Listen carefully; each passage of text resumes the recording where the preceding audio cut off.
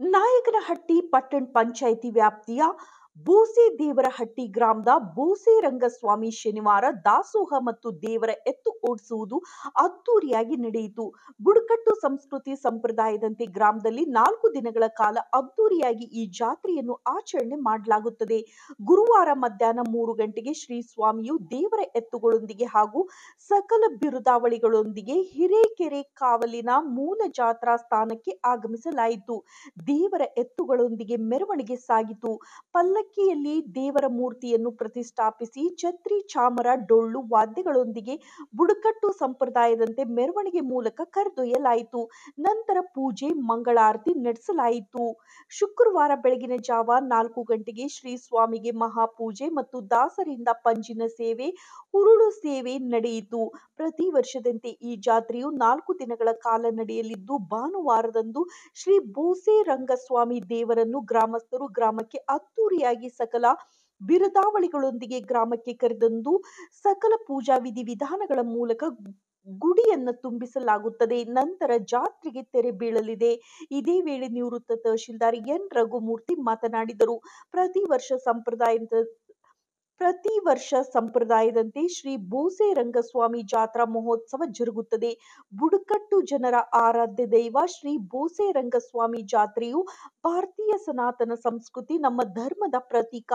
ಈ ಆರಾಧನೆಯ ಪೂಜೆಗಳು ಚಿತ್ರದುರ್ಗ ಜಿಲ್ಲೆಯ ಬುಡಕಟ್ಟು ಜನರು ವಾಸಿಸುವ ಸುಮಾರು 35 ಹಳ್ಳಿ ಹಾಗೂ ಬೋಸೆದೇವರಹಟ್ಟಿ ಗ್ರಾಮ ಸೇರಿದಂತೆ ಮ್ಯಾಸನಾಯಕರ ಆರಾಧ್ಯ ದೈವ ಬೋಸೆರಂಗಸ್ವಾಮಿ ಭಾಗದಲ್ಲಿ ಉತ್ತಮ ಮಳೆ, ಬೆಳೆ, ಜನರಿಗೆ ಉತ್ತಮ ಆರೋಗ್ಯ ನೀಡಲಿ ಎಂದರು. ಬೋಸೆರಂಗಸ್ವಾಮಿ ದೇವರ ಗುಡಿ ಕಟ್ಟಿನ ಯಜಮಾನರಾದ ಪೂಜಾರಿ ಮಲ್ಲಿಕಾರ್ಜುನ್, ಯಜಮಾನ ಬೋರಯ್ಯ, ಪೂಜಾರಿ ಮುದಿಯಪ್ಪ, ಎತ್ತಿನ ಬೋಸಯ್ಯ, ಕುರಿ ಕಿಲಾರಿ ಬೋರಯ್ಯ, ಮುಂಡಲಾರ್ ಬೊಮ್ಮನ ಬೋಸಯ್ಯ, ಸಕ್ರಿ ದಾಸಯ್ಯ ಹಾಗೂ ನಾಯಕನಹಟ್ಟಿ ಪಟ್ಟಣದ MYT Swamy, P Shivanna, Channaganahalli Mallesh, Gunthakolamanahalli Sidlingappa, JCB Thippeswamy, B Shankar Swamy, KT Manjanna ಸೇರಿದಂತೆ ಬೋಸೆರಂಗಸ್ವಾಮಿ ದೇವರ ಗುಡಿ ಕಟ್ಟಿನ ಅಣ್ಣ ತಮ್ಮಂದಿರು, ಭಕ್ತಾದಿಗಳು, ಸಮಸ್ತ ಊರಿನ ಗ್ರಾಮಸ್ಥರು ಇದ್ದರು.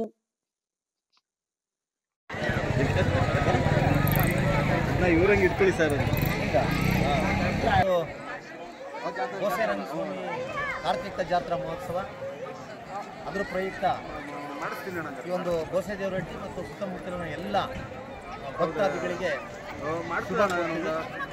ಇವತ್ತು ಭಾರತದ ಸನಾತನ ಸಂಸ್ಕೃತಿ ಮತ್ತು ನಮ್ಮ ಹಿಂದೂ ಧರ್ಮದ ಪ್ರತೀಕ ಈ ಒಂದು ದೈವಿಕ ಆರಾಧನೆಗಳು, ಪೂಜೆಗಳು ಮತ್ತು ಈ ಕಟ್ಟುಪಾಡುಗಳು.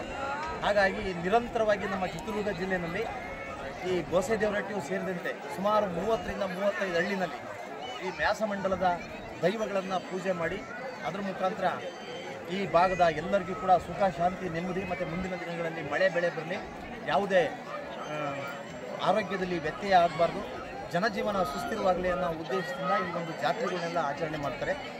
ಇವತ್ತು ನಮ್ಮ ಹಿಂದೂ ಸನಾತನ ಸಂಸ್ಕೃತಿನಲ್ಲಿ ಈ ಒಂದು ಜಾತ್ರೆಗೆ, ಈ ಒಂದು ಧಾರ್ಮಿಕ ಪರಂಪರೆಗೆ ಒಂದು ವಿಶೇಷವಾದ ಮಹತ್ವ ಇದೆ.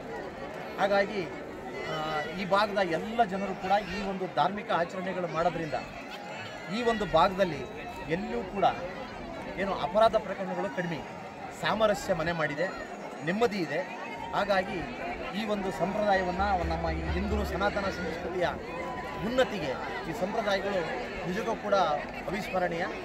ಈ ಯುವಕರು ಕೂಡ ಈ ಒಂದು ಸಂಪ್ರದಾಯಗಳನ್ನು, ಹಿಂದೂ ಸನಾತನ ಸಂಸ್ಕೃತಿಯನ್ನು ಉತ್ತುಂಗಕ್ಕೆ ಕೊಂಡೊಯ್ಯೋಕ್ಕೆ ಎಲ್ಲರೂ ಕೂಡ ಸಂಕಲ್ಪ ಮಾಡಬೇಕು ಅಂತ ಹೇಳಿ ನಮ್ಮೆಲ್ಲರಿಗೂ ಕೂಡ ಇನ್ನೊಮ್ಮೆ ಶುಭ ಕೋರ್ತೀನಿ.